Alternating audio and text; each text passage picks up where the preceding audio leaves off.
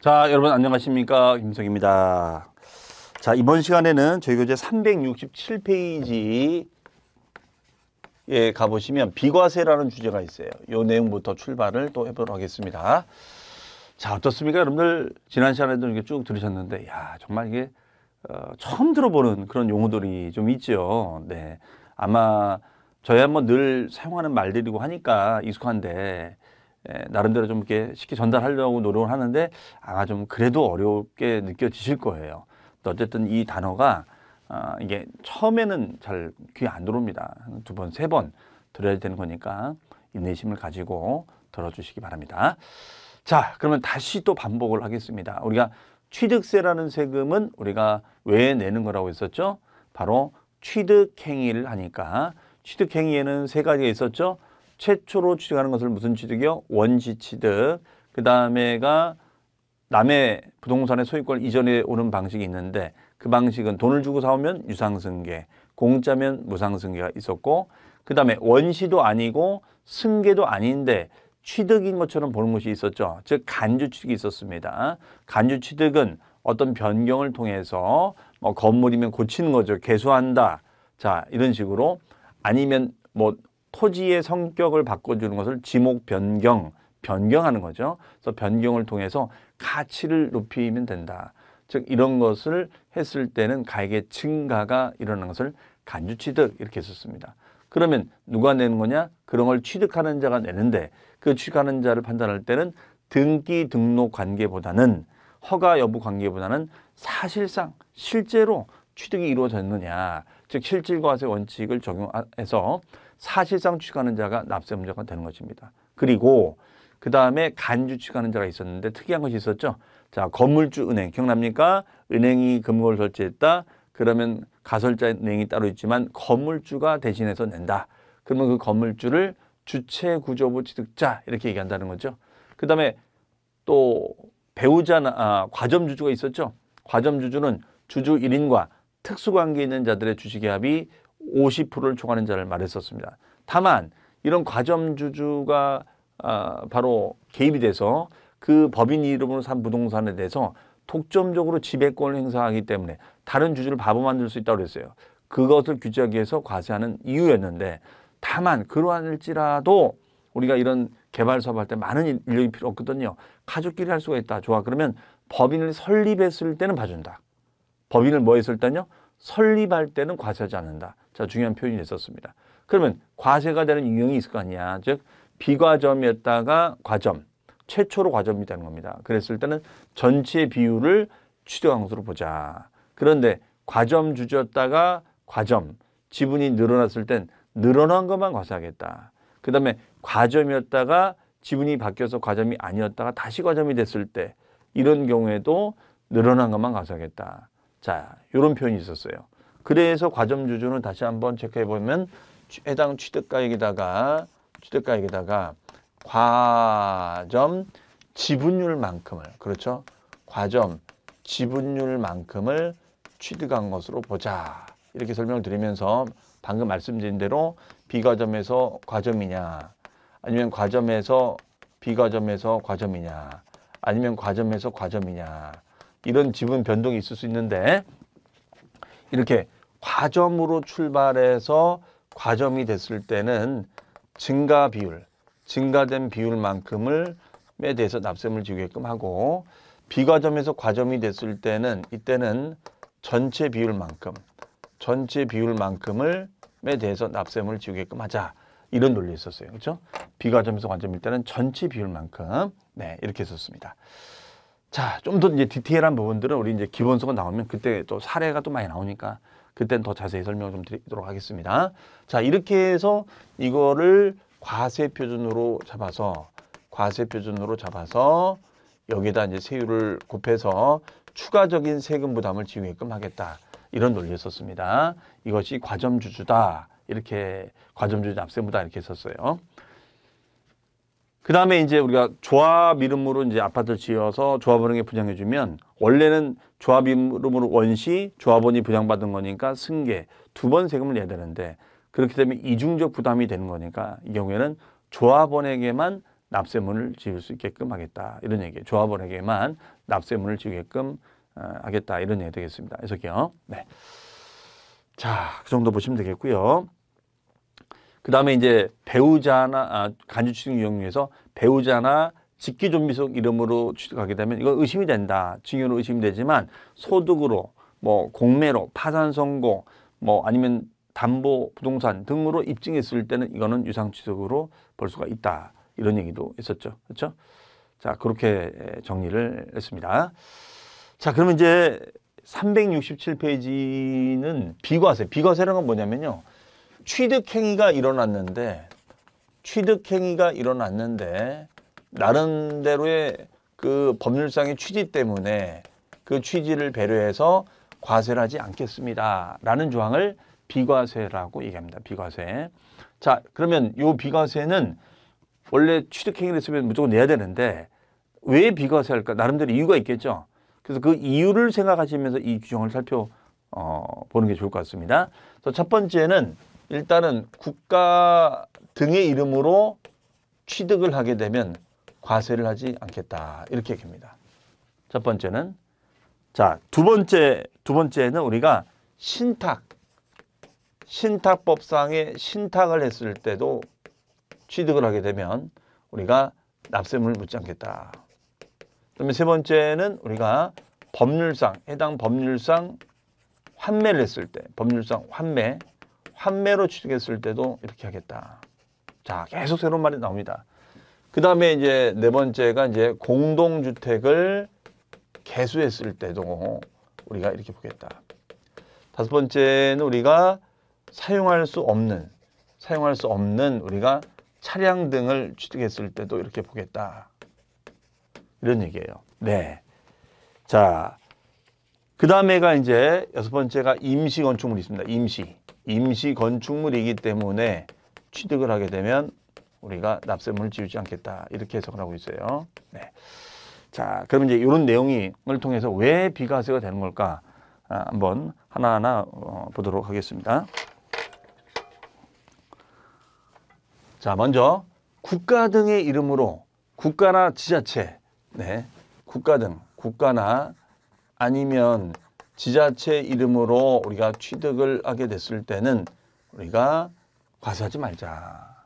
그럼 국가 지자체는 우리가 과세권자가 되겠죠. 국가 지자체는 과세권자가 됩니다. 과세권자. 그래서 과세권자인 국가 지자체 이름으로 취득을 하게 되면 과세권자잖아요. 과세권자. 그렇죠? 그러면 자기가 자기한테 세금을 매길 수 있겠어요? 그럼 예를 들어서 우리가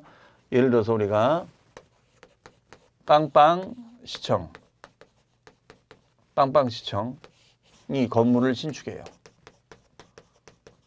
그러면 요 신축하면 이것도 원시축이 되는 거잖아요. 이제 좀 요 용어 익숙하죠? 원시시대.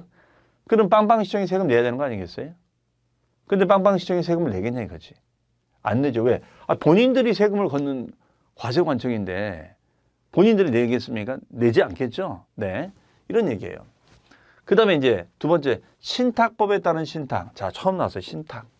신탁을 직역하면 믿고 맡긴다. 이렇게 믿고 맡긴다. 그리고 왜 이런 신탁 제도가 있냐면 이건 굉장히 좀 중요한 제도인데요. 말 그대로 신뢰할 수 있다는 거죠. 신뢰할 수 있는 금융기관에 위탁을 시키는 제도입니다. 그러면 예를 들어서 뭐 이런 거예요. 만약에 여러분이 뭐 종잣돈이 있어서 여러분들과 뭐 공동으로 뭐 땅을 사서 개발을 해요. 그럼 여러분들의 돈을 누군가가 관리 보관해야겠죠. 그렇죠? 관리 보관해야 될 거예요. 그러면 보통은 이거를 만약에 이걸 개발 주체한테 맡겼다가 그 돈 만약에 가지고 도망가면 어떡할 거예요. 그러니까 신탁사에다가 이걸 맡겨서 에스크로 계좌를 열고 여기서 하는 거예요. 그러면 이 신탁사가 자금을 보관하는 대신 수수료를 받습니다. 공짜는 안 해주고. 그래서 이 자금 신탁을 딱 해놓으면은 나중에 개발이 돼서 공사 진행될 때마다 신탁사에서 돈을 내려주는 거예요. 이렇게 내려주는 겁니다. 이게. 이거를. 자, 요게 우리가 신탁법에 따른 신탁이다. 이렇게 정의를 해요. 그럼 믿고 맡기는 사람을 우리는 뭐라고 하느냐? 위탁자라고 정의를 하고, 위탁자. 그 다음에 맡김을 받는 사람을 수탁자 이렇게 얘기하죠. 그래서 위탁자, 수탁자. 그 다음에 신탁을 걸어놨잖아요. 그러면 신탁 등기를 합니다. 신탁 등기. 신탁 등기를 해요. 그러면 신탁 등기를 합니다. 신탁 등기. 네. 그러면 위탁자가 있고 수탁자가 있는데 신탁 등기를 합니다. 그럼 이건 믿고 맡기는 등기를 한 거잖아요. 그렇죠? 그럼 이거는 취득세를 부과한다, 부과하지 아니한다. 부과하지 아니한다. 이렇게 얘기해요. 이런 걸 말하는 거예요. 일종의. 이거는 소유권이 완전히 넘어간 것이 아니라 잠시 보관해 주는 거예요. 내 부동산. 그러니까 뭐 이분이 예를 들어서 뭐 캐나다로 뭐 이민을 간다. 그러면 이 부동산을 누군가가 좀 관리해 줬으면 좋겠거든요. 그러면 관리 약정을 맺고 관리 신탁을 약정을 맺고 관리해 주는 거 대신 수수료 받죠. 네. 이런 것이 바로 신탁법에 따른 신탁입니다. 그럼 이 사람은 피곤하지가 않잖아요. 네. 그럼 잠시 약정 기간이 5년이면 5년 동안 맡겼다가 그 5년이 끝나면 다시 환원시켜 주는 겁니다. 네, 이런 것을 우리는 신탁법상의 신탁이라고 얘기합니다. 그래서 얘는 비과세를 해주겠다. 비과세를 해주겠다. 이렇게 얘기를 해요. 그 다음에 이제 법률상 환매다. 법률상 환매. 법률상 환매 취득의 환매. 환매라는 것은 되사주거나 되파는 걸 말합니다. 환매라는 것은 되사주거나 되파는 거. 팔았다가 다시 사주는 거. 이것을 우리는 환매라고 해요. 그래서 보통 우리가 이런 거 있거든요. 환매 조건부로 분양한다. 이런 말이 있어요. 그러면은 이제 요 개발회사에서 팔았다가 만약에 손님이 이거 이 손님이 마음에 안 드시면 저희가 사줄게요. 팔았다가 만약에 저기 마음에 안 드시면 사줄게요. 이런 얘기입니다. 네, 이게 바로 환매 조건부예요. 환매 조건부. 근데 이때 환매 조건부로 이루어지는 취득인데 이 법률상 환매는 강제적으로 하는 거예요. 강제성을 가지고 우리가 환매하는 걸 말합니다. 강제적으로.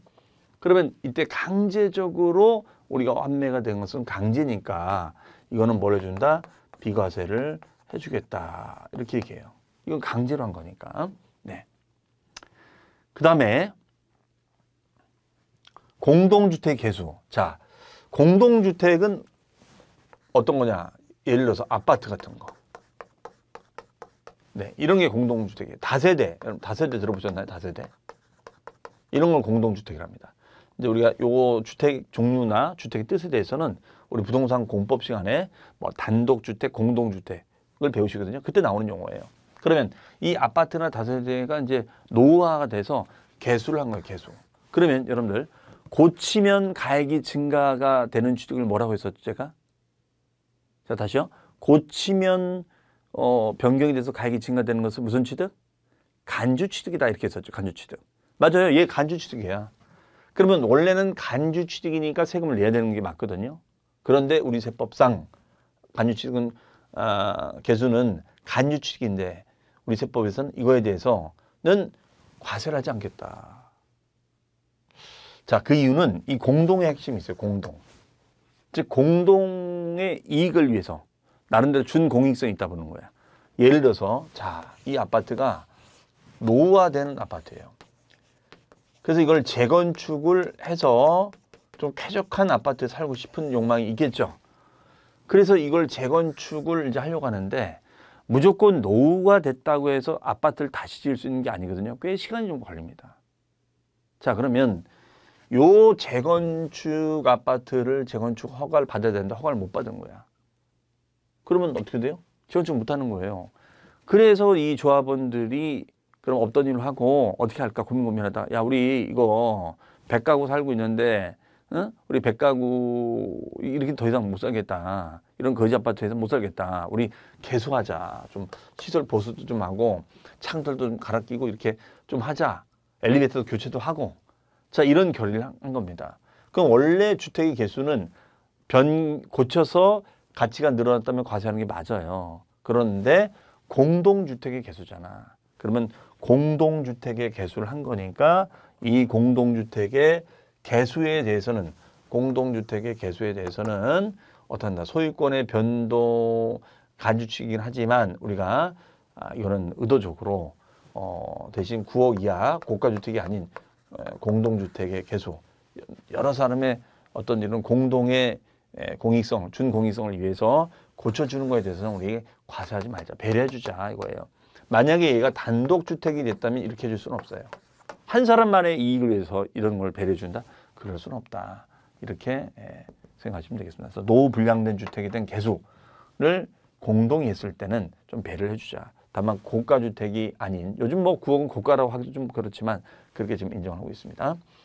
그 다음에 이제 5번은 정말 이게 슬픈 조항이에요. 남들은 전기차, 남의 집 부모님들은 뭐 전기차, 하이브리드카, 뭐 수소차를 물려주시는데 우리 아버지는 사용할 수 없는 차량을 물려줘요. 사용할 수 없는 거, 폐차를 물려주는 거야. 그렇죠? 폐차를 물려줘. 큰 폐차를 물려주는데 여러분 같으면 어떻게 했어요? 돌아가셨는데 폐차를 물려주면, 어쨌든 물려주면 얘는 상속, 무상승계거든요.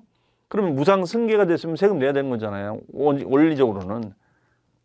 그런데 세금 이거 내는 게 말이 되냐 이거지. 자, 가뜩이나 지금 이런 마음인데 해당 구청에 있는 공무원이 어쨌든 뭐 마음은 그러시겠죠. 어쨌든 승계 취직하셨으니까 세금을 내라. 그러면 여러분이 뭐라고 하겠습니까? 너 같으면 내겠니? 이렇게 하겠죠. 네. 자, 그래서 이렇게 사용할 수 없는 차량 등이 있었을 때는 과세하지 말자 이렇게 정의를 하고 있습니다. 자, 그래서 왜 과세하지 말아야 될까? 이런 취지만 여러분들 좀 이해를 하시면 되겠어요. 그다음에 6번은 왜 과세하지 말아야 되느냐? 얘는 임시니까 임시 1년 미만의 임시건축물, 1년 미만의 임시건축물이 되는 거니까 이 취득은 과세하지 말자. 그러면 1년을 초과했을 때는 과세를 하자. 이런 얘기예요. 그러면 우리가 이제 우리 땅이 이렇게 있으면은 어때요? 컨테이너 박스 같은 게 있죠. 컨테이너 박스. 컨테이너 박스 같은 게 있습니다. 그러면 이런 컨테이너 박스 같은 임시건축물이 있다 이거예요. 그러면 이거에 대해서는 곧 없어질 거야, 이거. 곧 없어질 거야. 그러니까 이건 과세하지 말자 이거예요. 네? 그러니까 현장 사무소라든가 아니면 공연장 있죠. 여러분들 뭐 진짜 요즘 뭐 코로나라 뭐 생각도 못 하는데 공연장 같은 데 있잖아요. 요즘은 이제 풀려져서 좀 이렇게 됐는데 공연장 같은 데. 자, 이런 데들은 우리가 과세를 하지 맙시다. 이렇게 정의를 내리고 있습니다. 자, 그래서 여러분들 그 367페이지 보시면 비과세의 별표시 하나 해놓으시고 1번에 과세권자의 동그라미 1번 밑줄 국가 또는 지자체 여기다 밑줄 쳐주세요. 여기 핵심어예요. 당연히 과세권자가 되는 거니까 자기가 자기한테 과세할 수는 없다 이런 얘기예요. 근데 2번도 마찬가지입니다. 2번 국가 지자체 등의 귀속이 되거나 기부채납은 우리가 사용을 하다가 국가나 지자체 시설을 사용하다 나중 이 민간업자가 이제 개발해서 사용하다가 국가 지자체가 기부하는 거야. 예를 들어서 우리가 지하철 같은 데 보면 그 지하철 공공기관의 시설을 이용하잖아요. 그렇죠? 자, 그런 시설을 이용을 하다가 나중에 손익분기점이 넘으면 기부채납합니다. 그러면은 우리가 기부하는 거예요. 그러면 요 시청이 자기가 취득하는데 자기가 내겠습니까? 안 내겠죠. 네. 다만 다음에 어느 하나에 해당할 때는 부과한다. 기억. 약속을 안 지킨 거죠. 자, 밑줄 조건을 이행하지 아니하고 타인에게 매각 증여하거나 귀속 등을 이행하지 아니하는 조건으로 조건이 변경된 경우까지 밑줄. 그러니까 무슨 말이에요? 조건을 안 지킨 거야. 국가 지자체에다가 이거 기부한다고 해놓고서 안 한 거예요. 그렇죠? 그 다음에가 두 번째는 반대급부 밑줄. 반대급부. 그 다음에 부동산 및 사회 기반 시설을 무상으로 양여 물려받거나 계속 밑줄 무상 사용권을 제공받은 경우. 자, 그러면 반대급부 밑줄이고 무상으로 양여 물려받거나 사용권을 제공받았다. 그러면 대가를 받은 거지. 무상으로 우리가 누렸으니까. 그렇죠? 그런 경우에는 과세한다. 그 외에 국가 지자체가 정상적으로 취득하는 것은 과세하지 않겠다. 이렇게 이해를 해주시면 되겠습니다. 그 다음에 동그라 가로 2번에 동그라미 1번 신탁법에 따른 신탁 밑줄입니다. 신탁법에 따른 신탁.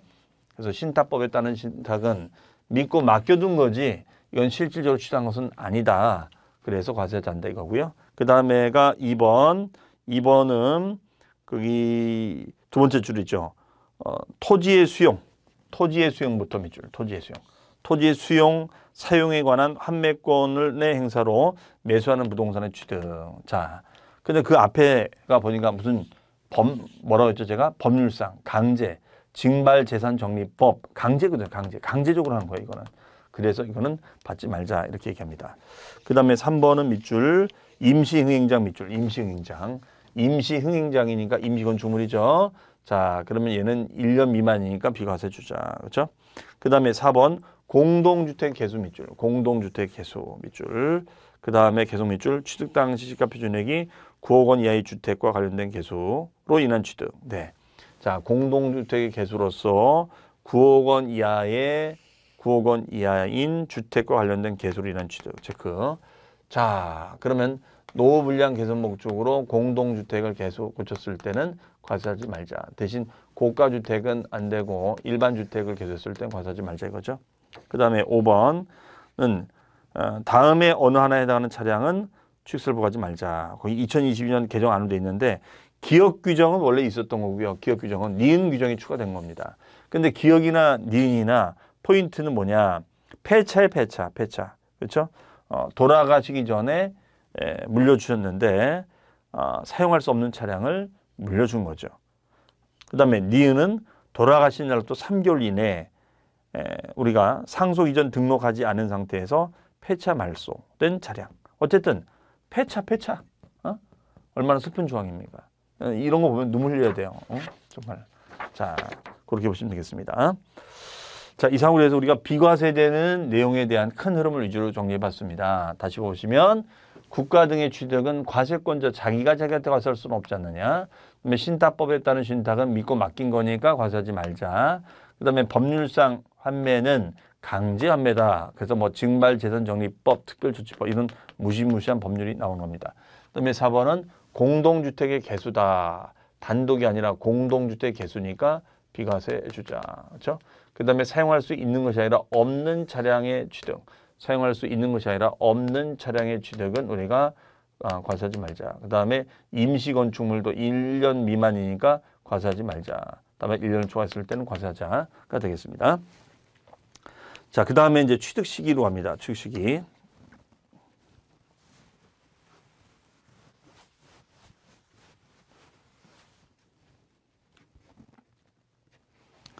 (368페이지)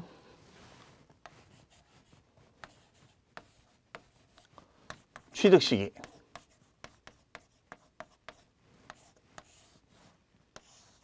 자, 요 얘기입니다. 368페이지 취득 시기. 자, 취득세는 취득한 날로부터 우리가 며칠까지? 60일까지 신고하고 납부를 하도록 돼 있다. 이렇게 제가 설명을 드렸어요.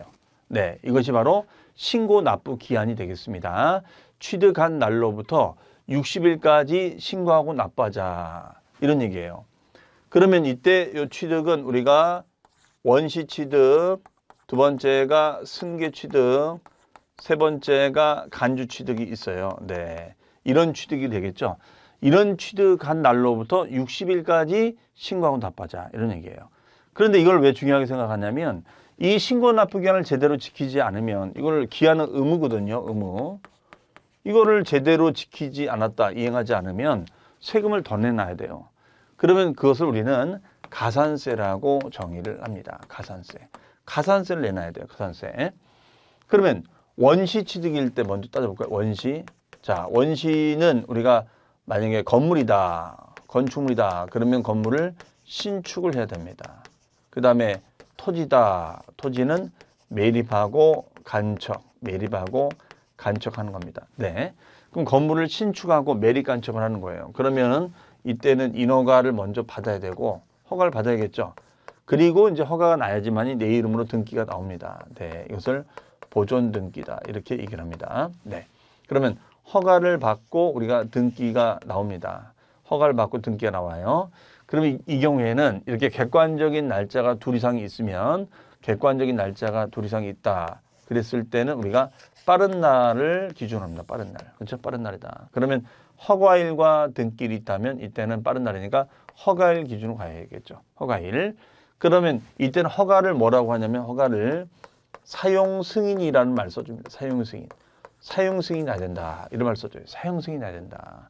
그럼 사용 승인이 나는 것을 이제 사용 승인서 교부일 이렇게 얘기해요. 그 다음에 매립 간척. 얘도 허가일이거든요. 매립 간척. 얘는 이제 뭐라고 하냐면 공사 준공 인가. 이런 식으로 말해요. 공사 준공 인가다. 네, 이런 식으로 표현해 줍니다. 건물은 사용 승인, 그 다음에 토지는 공사준공 인가. 네, 이렇게 얘기를 해줍니다. 그 다음에 두 번째는 승계 취득. 승계는 둘로 나눠져요. 첫 번째가 유상승계하고 두 번째가 무상승계가 있어요. 그럼 유상승계 같은 경우에는 매매 등을 말합니다. 매매 등의 승계를 말해요. 그러면 여기에는 우리가 계약금 들어가고 중도금 들어가고 잔금 떨어지고 등기 떨어집니다. 네. 그러면 이 경우에는 잔금 날짜하고 등기 날짜가 있다. 그러면 요 잔금 날짜와 등기 날짜가 있으면 뭔가 어떻게 해야 돼요? 선택해야 될 거 아닙니까? 그렇죠? 잔금과 등기 있으니까. 그렇죠. 그랬을 때는 어떻게 한다? 둘 중에 무슨 날? 빠른 날로 가자는 거죠. 둘 중에 빠른 날로 가자. 그러면 잔금을 기준으로 해줍니다. 잔금. 그 다음에 무상승계는 상속하고 징여가 있어요. 상속과 징여가 있습니다. 그러면 상속은 이제 돌아가신 날이 되는 거니까 상속 개시일 이렇게 가는 거고, 그 다음에 징여는 우리가 계약일 이렇게 합니다. 계약일 이런 식으로 가요. 판단을. 네. 그럼 여기서 중요한 거는 요 유상승계, 요게 중요하죠. 요게 계약금, 중도금, 잔금, 등기. 그러면은 보통은 잔금 날짜가 먼저 옵니다. 그러면 잔금 날짜를 우선적으로 해줍니다. 다만 요 잔금 날짜는 이제 둘로 또 쪼개요. 개인과 개인 간의 거래가 됐을 때는 계약서상에 잔금 지급일로 가고요. 잔금 지급을 한다 이렇게 정의를 하고, 만약에 객관적인 어떤 취득 거래를 했을 때는 이때는 사실관계가 확인되기 때문에 사실상 잔금 지급일을 우리가 취득시기로 정하고 있습니다. 네, 이렇게 둘로 쪼개집니다. 그 다음에 마지막으로 이제 간주취득. 자, 마지막으로 간주취득이 있겠죠. 네, 간주취득. 세 번째, 간주취득이 있습니다. 그러면 간주취득은 어떤 변경을 통해서 가액의 증가가 일어나잖아요. 가액의 증가가 일어납니다. 그러면 이때는 어떤 변경을 통해서 가액의 증가가 일어나죠. 그러면 그랬죠. 우리가 얘가 농지였는데 얘가 대지로 바뀌었다. 그럼 가액이 증가된다고 그랬죠. 그러면 언제 되겠어요? 당연히 꼭 시점이 되겠죠. 변경된 날, 변경된 시점이 될 거예요. 그렇죠? 자, 이런 것을 우리는 간주취득 이렇게 정의를 하고 있습니다. 자, 그러면 거기 취득 시기에 보시면은 유상취득 별 표시하시고요. 자, 얘는 대원칙이 뭐냐? 자, 잔금 날짜가 되는데 거기 보니까 뭐라고 되냐면 사실상 취득했을 때는 사실상 잔금 날짜다. 거기다 써놓으세요. 객관적인 취득. 네. 그러면 이 객관적인 거랑은 뭐냐면요. 예를 든다면 우리가 공매로 산 거예요. 공매로 낙찰을 받은 거예요. 아니면 수입을 한 거예요. 수입. 네. 그러면 수입 서류나 공매 서류 이게 다 나오거든요. 네. 이런 걸 말합니다. 그 다음에 위에 해당하지 아니하는 유상승계는 계약상 잔금지급이다 라고 되어 있죠. 거기다 써놓습니다. 개인과 개인 간의 거래. 개인과 개인 써놓으세요. 개인과 개인. 위에 해당하지 아니하는 유상승계 취득의 경우라 말 써있죠. 거기다가 써놓으세요. 개인과 개인 간의 거래. 그러면 개인끼리는 믿을 만한 게 계약서밖에 없어요. 왜? 어떤 객관적인 상황이 아니라 그냥 자기네끼리 만나서, 요새 자기네끼리 공인중개사 없이 거래하는 경우도 있어요. 그러면 믿을 만한 건 계약서밖에 없다. 이렇게 얘기를 하는 겁니다. 네. 그러나 그 계약상 잔금 날짜가 서로 적지 않고 명시가 안 돼 있으면 자, 몇 줄? 계약일 플러스 60일이다. 그러니까 보통은 이제 계약상 잔금 날짜 쓰는데 그냥 날짜를 서로 아는 지인이다 보니까 야, 그러지 말고 그냥 우리 2021년도 11월 하고 날짜 안 쓰는 거야. 이럴 수 있잖아요. 그럼 명시가 안 돼 있어요. 이럴 수 있죠. 이랬을지라도 계약일 플러스 60일이 됩니다. 그 다음에 연부취득. 연부취득은 2년에 걸쳐 나누어 내는 거. 연부취득은 2년 이상에 걸쳐서 나누어 내는 것을 연부취득이라고 합니다. 그러면 사실상 연부금 지급일. 그러면 이거는 뭐냐면요. 만약에 4억짜리 부동산인데 이거를 4년 연부로 취득하는 거예요. 이럴 수 있어요. 토지 같은 경우에는 워낙 가격이 비싸니까 이럴 수 있어요. 그러면은 1년, 2년, 3년, 4년. 그러면 어떻게 한다? 예, 1억씩 지급했죠. 1억씩 지급했잖아요. 1억씩. 그렇죠? 그러면 어떻게 돼요? 이 날짜를 사실상 연부금 지급일. 이 날짜를 사실상 연부금 지급일. 이렇게 얘기한다는 것이죠. 네. 자, 그다음에 그 박스 밑에 내용이 있는데요. 자, 요거는 한번 읽어볼게요. 매매 또는 증여 계약후 밑줄 취득 물건을, 자, 취득부터 취득 물건을 등기 등록하지 않고까지만 밑줄. 자, 한 상태에서 계약 해제 밑줄, 두 번째 줄. 계약 해제가 입증이 됐을 때는 취득으로 본다, 보지 아니한다, 보지 아니한다. 이게 무슨 말이냐면 아직 내 이름으로 등기를 안 쳤는데 서로 당사자 간에 이제 분쟁이 생겨서 야, 이거 없던 일로 하자, 이럴 수 있잖아요. 그랬을 때는 그 1번에 화해조서, 2번에 공정증서는 공증서류예요. 그 다음에 계약해제 신고서 등 이런 서류를 제출한 거야. 그러면 이거는 없던 일로 할 수 있다 이거예요. 취득으로 보지 아니한다, 없던 일로 할 수 있다, 이런 얘기예요. 등기 등록하지 않는 상태에서 계약 해제 신고서가 딱 들어갔을 때는 야, 이거 없던 일로 할 수 있다. 자, 이런 얘기예요. 그러면 취득으로 본다, 보지 않는다, 보지 아니한다, 과세하지 않겠다, 이런 얘기예요. 자, 그다음에 무상 취득은 상속은 상속 개시, 그렇죠? 증여는 계약일, 이렇게 되어 있습니다. 그다음에 기타 위에 취득일 전에 먼저 사전 등기 등록했을 때는 등기 등록일이 먼저 올 때도 있어요. 이때는 둘 중에 빠른 날이니까 등기 등록일이 될 수 있습니다.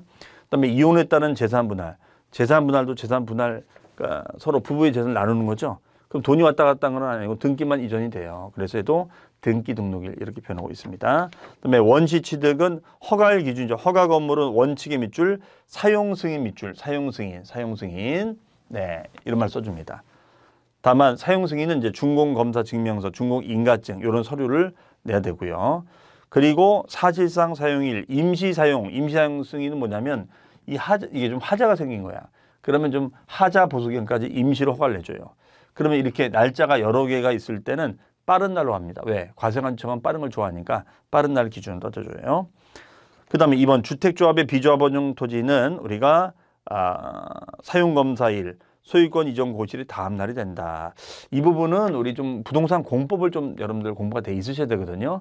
그래서 이 말은 좀 어려우니까 요거는 그냥 이렇게만 읽고 지나가겠습니다. 하고 차후에 이제 우리 기본서 나오면 그때 더 자세히 설명을 드리고, 어쨌든 사용 승인을 허가를 기준으로 한다. 이렇게만 감을 잡아 놓으시면 될 것 같아요. 그 다음에 무허가 건물은 승인이 안 난 거예요. 그럴 수 있습니다. 자, 그럼 하지만 사용은 가능하거든요. 무허가지만 등기는 안 나오지만 쓸 수는 있어요. 네, 그냥 무허가로 쓰면 되는 거예요. 대신 이제 벌금이나 이런 걸 낼 수 있겠죠. 그다음에 토지의 원시 취득은 밑줄 공사준공 인가일, 네, 준공 인가를 토지의 허가일로 해석을 해줍니다. 그다음에 토지 지목 변경은 사실상 변경된 날과 공적인 장부상 변경된 날 중, 자, 동그라미 빠른 날이 된다. 그래서 변경된 날이 되는데 실제 변경일과 공부상 변경일 중 무슨 날? 빠른 날이 된다. 이렇게 잡아주시면 되겠습니다.